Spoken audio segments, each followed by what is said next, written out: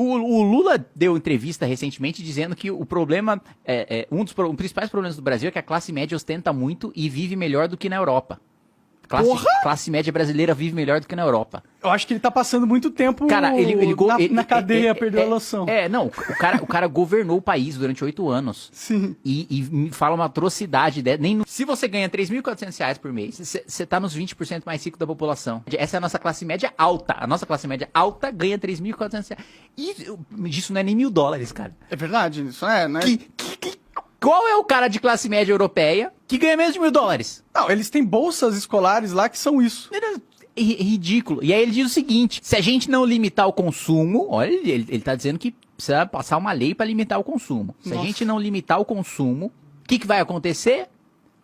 Palavras dele, viu? Depois pode puxar lá, tem vídeo dele falando isso. Ou seja, na medida que você não impõe limite, você faz com que as pessoas, sabe, compre um barco de $400 milhões e compre um outro barco para posar o seu helicóptero. Vão comprar um barco de R$400 milhões e depois um helicóptero para colocar no barco. Claro, porque todo cidadão de classe média brasileiro compra lá um barco de R$400 milhões eu tenho 3 aqui na minha garagem. Helicóptero para botar em cima do barco. Se não limitar, aí ele fala...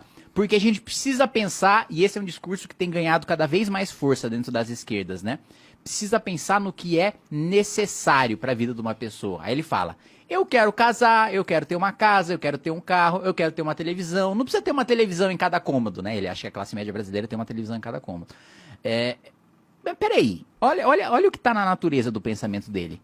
Ele quer dizer que ele quer estabelecer um padrão de vida necessário para as pessoas e que todas as pessoas precisam almejar ou querer no máximo ter aquele padrão de vida, porque é o necessário. Porque se as pessoas quiserem, né, na tese da esquerda, a economia é um jogo de soma zero. Se eu ganho, você perde. Né? Então, se eu quiser mais do que aquilo, eu vou estar explorando alguém, né? Eu vou estar acumulando capital.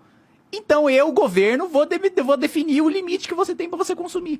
Esse negócio é absurdo. Não, isso é uma bizarro. burrice também. É o comunismo, né? Isso aí. É bizarro. Quai, seu app de vídeos curtos.